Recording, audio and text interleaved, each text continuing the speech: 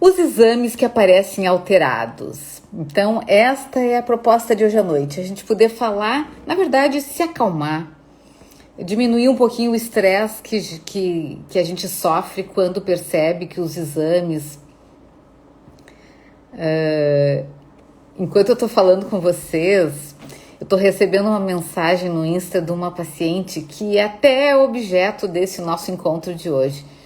Gente, em 30 dias, no mês de junho, uma alteração de triglicerídeos que sinaliza risco de doenças cardiovasculares importantes e que deve ter o limite de até 150, de 523 para 341 miligramas por decilitro, quando deveria ser no máximo 150. Então a gente acredita que mais um mês, 2 no máximo, essa pessoa já consegue estar no indicador adequado. Essa família me procurou, indicada por uma médica, e chegaram muito assustados pelos resultados, pelo que implica essa doença e com uma preocupação de vou conseguir seguir, a nutricionista vai me cortar tudo, eu não vou poder comer nada do que eu gosto, vai ser difícil, com receios naturais. E quando a gente foi trabalhando semana a semana, como vocês sabem, eu acabo conversando com as pessoas uma vez por semana em atendimento online, presencial, em grupo, individual, tanto faz, mas no mínimo eu não abro mão de um acompanhamento que seja semanal, porque uma semana ela é muito grande, a gente mata um leão por dia, ou mais, né? Então não tem como a gente pensar em dar conta de tudo e de todos. Por isso que eu sempre recomendo um acompanhamento muito mais personalizado, que seja próximo a quem está buscando e que tenha um compromisso semanal, pelo menos uma vez por semana, para a gente sentar olho no olho e avaliar como é que está indo os progressos, aprender a valorizar o que a gente está mudando, a poder entender o que implica pequenos ajustes alimentares no processo de saúde e doença, que é super importante. Eu começaria nosso encontro de hoje perguntando duas perguntas. A primeira, o quanto que a tua condição de saúde, de 0 a 10, o quanto que ela está te impactando, está te preocupando. O quanto que o problema do excesso de peso, da má alimentação, da diabetes, da hipertensão arterial, dislipidemias, né, triglicerídeos e colesterol alterados, ou mesmo distúrbio da tireoide, ou doenças intestinais tão comuns hoje, né, fruto de desbiose, que é esse desequilíbrio na nossa microbiota intestinal, às vezes por síndrome do intestino irritável, que se confunde nos diagnósticos, quem sabe às vezes por alguma intolerância à lactose, alergias alimentares, tudo isso vai impactando o intestino. Mas então, o quanto que os índices de açúcar no sangue alterados, de triglicerídeos, colesterol, hipertensão, distúrbios de tireoide, de osteoporose, o tireoide pensando no hipotireoidismo que faz a pessoa ganhar peso, colabora, o quanto que distúrbios de sono, todos esses, percebe um impacto de problemas de saúde, de seus exames no seu dia a dia? Sim ou não? De 1 a 10, quanto que impacta? E daí eu perguntaria, qual a importância, qual o grau de importância que tu atribui aos teus exames de saúde e à tua saúde como um todo? Por que eu estou perguntando isso para vocês, pessoal? Quando a Joana, vou falar do nome Joana, quando ela me procura, dizendo, olha, estou vindo de um médico, ele disse que o meu triglicerídeos está nas alturas, que é risco iminente de infarto, AVC, complicações, e que eu preciso começar já, e que o triglicerídeos, que deveria ser até 150, já está em 540. Então, a gente começa dizendo, calma, vamos lá. Vamos pelo começo, vamos uma coisa de cada vez. E daí eu fico lembrando sempre do médico grego que lá em 460 a.C. foi considerado o pai da medicina, O Hipócrates afirmava, né, que o alimento seja o seu remédio e que o remédio seja o teu alimento. Então, eu gosto muito de uma característica que esses dias uma paciente minha, que inclusive é médica, disse: Flávia, tô te mandando uma pessoa para que tu cuide, e eu já disse para ele, tu é tradicional, tem um trabalho conservador, uma nutrição conservadora. E eu fiquei pensando, isso é bom ou é ruim, né? De todos esses 40 anos de estudos de obesidade, compulsão alimentar, estudando a nutrição humana, os nutrientes necessários para a nossa saúde, estudando em especial obesidade, sobrepeso, ganho de peso, o que eu venho reforçando a cada etapa? A necessidade que a nossa nutrição seja o nosso carro-chefe. A partir daí, a gente pode ir avançando para ver se existem nos exames micro-organismos que a gente não está absorvendo conforme a idade, que a gente está deixando de ter vitalidade, alguma coisa que a gente não está ingerindo de forma suficiente. Então, o que eu fico pensando? Que a gente vai sim no modelo tradicional, que acredita que a alimentação adequada e em equilíbrio vai nos trazer qualidade de vida, saúde, massa magra, massa óssea adequada, longevidade, tecido, organismos, todos os órgãos protegidos. Acredito muito realmente nisso com todos esses meus anos de estudo. Então, hoje a ideia da gente falar sobre quando a gente tem um susto e percebe exames alterados, por onde começar? Sempre começo por uma avaliação da rotina alimentar e daí descubro muitas vezes alguns detalhes que fazem toda a diferença nos exames. Por exemplo, hidratação, né? A gente vai ver algumas doenças hoje, algumas preocupações e o antídoto, a indicação para elas. Então, por exemplo, a hidratação, assim como a alimentação e assim como a atividade física, elas compõem um combo, um conjunto de ações que todos nós devemos cuidar. Fiquei pensando aqui no Dr. Antônio, que está me assistindo, que com 72 anos não usa nenhum antihipertensivo, nenhum diurético. Por que isso? Nós falávamos há poucos dias sobre isso, né? Há muito tempo atrás a gente começou a retirar o sal da cozinha, o sal que vai à mesa, que vai junto para temperar saladas, e a gente começou a perceber que quanto menos sal a gente come, menos a gente necessita dele. E o sal, ele acaba sendo utilizado em pitadas para despertar o sabor dos alimentos. Então, uma preparação, ela deve ser feita com riqueza de ervas, temperos, e ao final a gente dá uma pitadinha, aquela pitadinha das avós, para abrir o sabor desses temperos. E não do contrário, né? Como as pessoas fazem, que é carregar colheradas na panela de feijão, ou da carne, ou da massa, do espaguete, e nos próprios vegetais. Então fica saturando isso. Bom, então o sal é um dos nossos inimigos. A água é uma das nossas amigas. Mas pensando em hipertensão arterial, diabetes, esteatose hepática, que é quando o fígado está gorduroso, e ela é não alcoólica, ela vem associada ao aumento de peso e à má alimentação. Dislipidemias, tanto triglicerídeos como colesterol. A tireoide, que lá pelas tantas cansa e que vai nos deixar com hipotiroidismo, muitas vezes por falta de nutrientes, mas às vezes simplesmente porque deu o tempo dela. Doenças cardiovasculares prévias, doenças intestinais cada vez mais comuns. Todas elas impactam na nossa vida, na nossa longevidade, na nossa qualidade de vida. E, em linhas gerais, para todas elas, a gente pode pensar que atividade física, alimentação saudável, hidratação com água e saúde mental seriam os pilares para a gente manter um equilíbrio.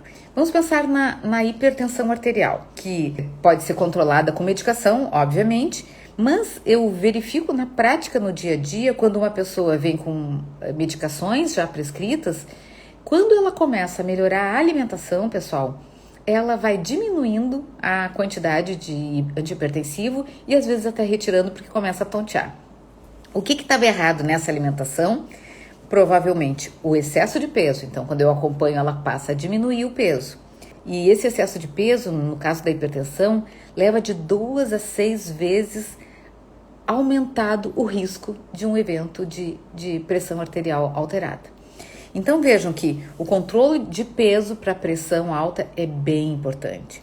A dieta equilibrada, com uma ingestão rica em frutas, vegetais, verduras, leite e derivados do leite que sejam desnatados, com uma redução então da gordura saturada, que é a gordura animal, e do colesterol. Então, por exemplo, seguidamente eu encontro nos recordatórios alimentares das pessoas que eu acompanho uma asinha da coxa, coxinha da asa da galinha.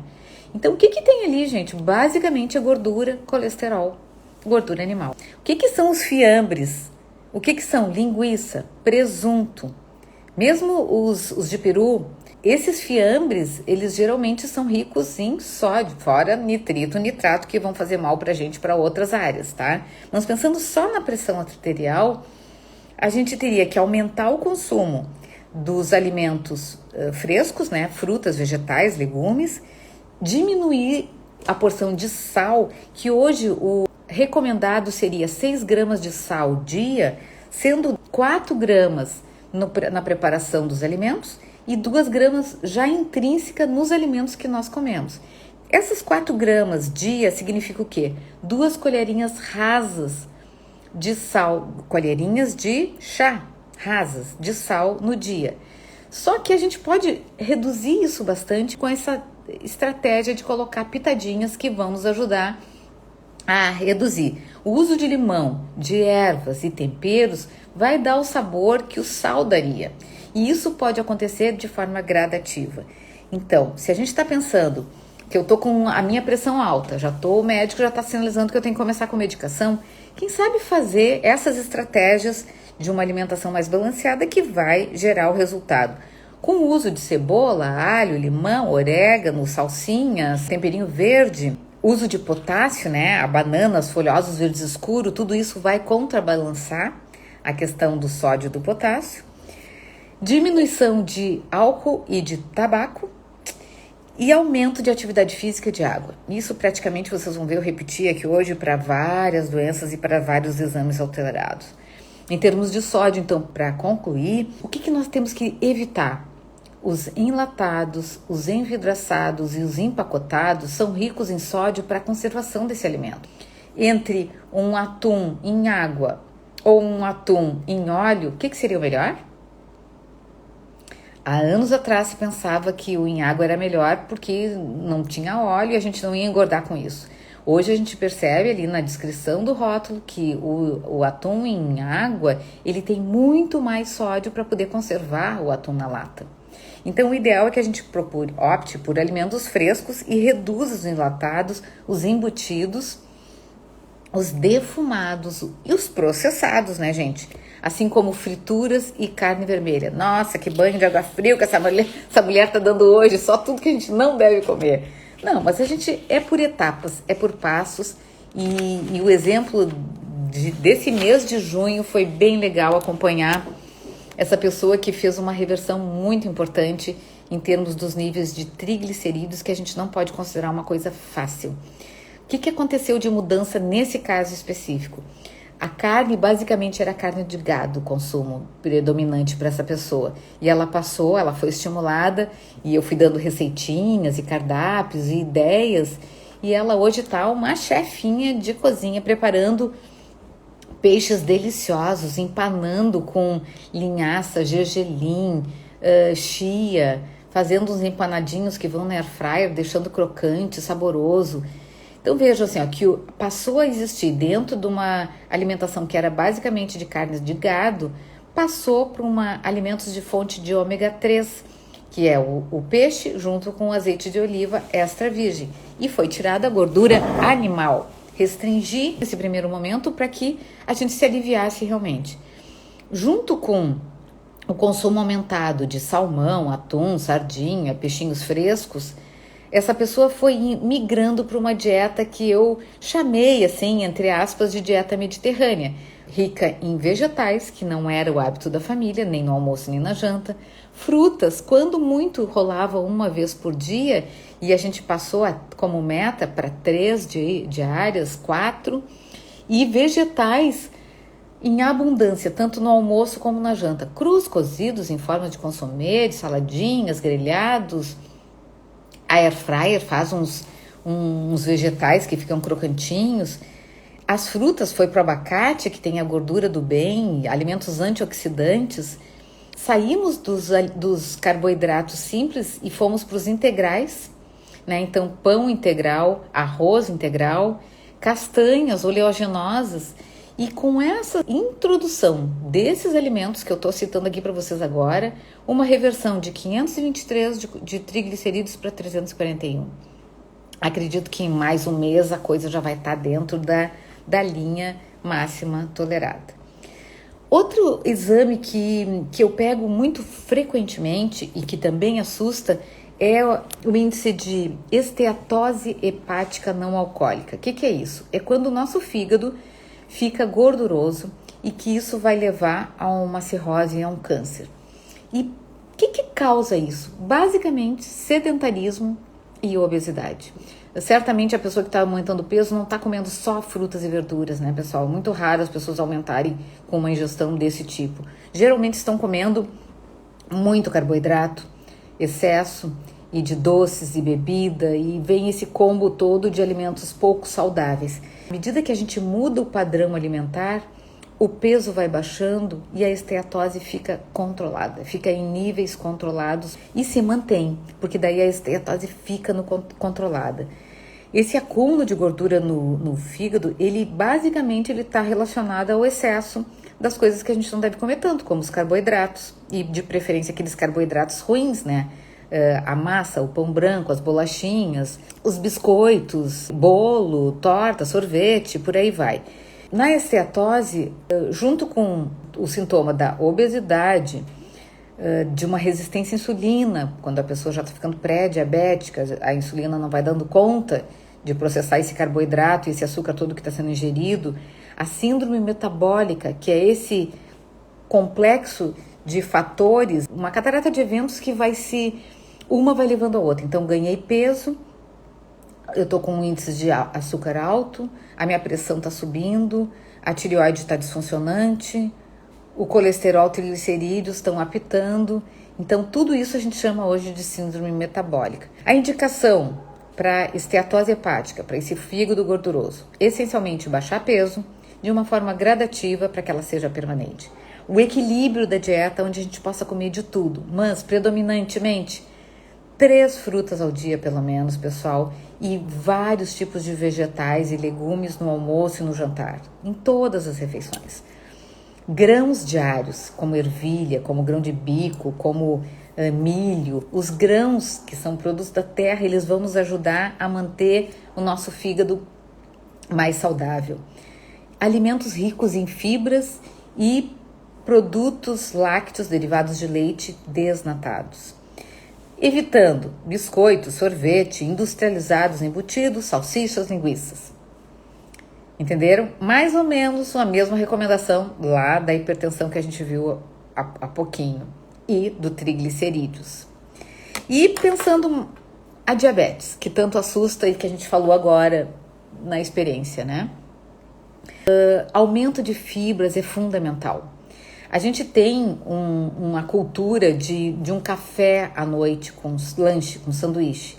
E nós estamos vivendo numa correria que às vezes o cansaço bate e ninguém mais tem vontade de chegar na cozinha de noite para preparar a sua refeição. Então a gente precisa pensar com antecedência para deixar o mais pré-programado as refeições e que a gente disponibilize. Se não, do contrário, a gente vai usar muito os fast food, a gente vai usar as teleentregas de comida e elas daí não são tão ricas em fibras, em frutas, em vegetais como nós precisamos comer. Então é importante planejar para que a gente possa abastecer um estoque saudável daqueles alimentos que todos nós precisamos. Da mesma forma que a hipertensão, triglicerídeos e colesterol alto, esteatose hepática, a diabetes vai exigir um consumo aumentado de fibras, preferencialmente 200, 300 gramas de vegetais antes da refeição principal. Hoje ainda falava com a moça que veio limpar a minha casa, que veio apavorada do médico, dizendo que ela tem 1 mês para se organizar, senão o médico diz que ela começará com insulina. Depois que ela terminou de limpar a casa, eu digo, Rose, sobrou um tempinho, vem aqui, senta aqui do meu lado e me conta o teu dia alimentar. Gente, é todo errado. Começa de manhã, às 6 da manhã, só que ela só vai comer um pão às 10 da manhã. Então já passou muitas horas em jejum.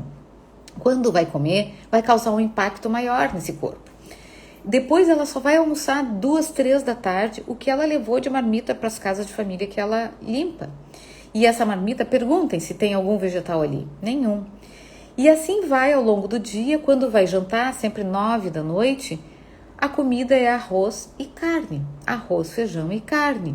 E eu disse, quem é que prepara? Às vezes eu, marido. E quanto que vocês gastam na família de vocês de azeite? Azeite de cozinha, normal. Em torno de 4 garrafas por mês.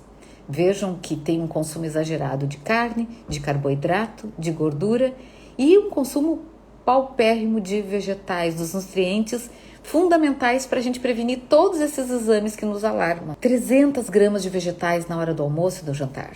Frutinhas, nozes, castanhas. Falei para ela, compra um pacote de amendoim e faz um punhadinho, saquinhos para te ter como um lanche na metade do caminho, uma banana lá pela metade da tarde, um iogurte. Isso não vai elevar a glicemia. Então, o que eu combinei com ela?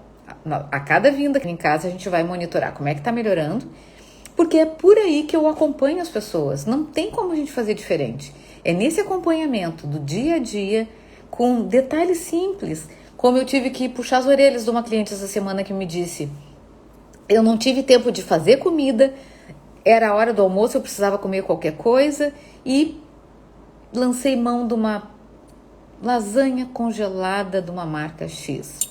Deu, que legal, cheia de sódio, de gordura, que estava esquecida ali no freezer. Eu disse, que pena que tu não tem uma nutricionista para nessa hora me mandar uma notícia. Flávia, tô sem condições de cozinhar e preciso almoçar, o que eu faço? Eu disse, se tu tivesse feito isso, eu ia te dizer para tu almoçar um sanduba. Em casa sempre tem pães integrais, no caso dela, algum tomate, alguma folha para colocar nesse pão, um queijinho, um ovo. E daí ela ia estar almoçando um sandubão, mas completo, recheado, com coisas importantes, para depois jantar um peixinho de noite, um pirê de mandioquinha, uma batatinha doce, com legumes. Entende o que eu tô falando? Esse acompanhamento, às vezes é tão simples a gente poder esclarecer dúvidas e pensar, o que eu posso melhorar? O que eu posso melhorar? Vou usar mais ervas e temperos e menos sal. O que eu posso melhorar? Vou usar mais água do que qualquer outro líquido nas minhas refeições e fora das refeições. Tô aqui falando com vocês, eu vou ter que ficar bebendo um copo pelo menos. Vou aumentar a quantidade de fibras no meu dia a dia. Como? Inserindo tanto os alimentos que têm ricos em fibras, como as farinhas de trigo integral, a aveia, o pãozinho de fermentação natural, que eu tô sempre fazendo propaganda, que faz parte da minha vida. Vou passar o arroz para o integral, vou passar o macarrão para o integral, tudo que eu puder, o biscoito eventual para o integral. E, além disso, vou abusar dos frescos, frutas, vegetais, legumes. Não tem nada em casa? Abre uma berinjela ao comprido ou uma abobrinha italiana, coloca no micro-ondas 5 minutos, aquela polpa vai ficar molinha e ali recheia com um molhinho de tomate, com o atum, com o franguinho desfiado, ou mesmo com um queijinho. A gente come inteiro uma berinjela ou uma zucchini dessa forma, gente. Então, o que nós precisamos? Abastecer as casas, comer cada vez mais nessa linha aí da saúde.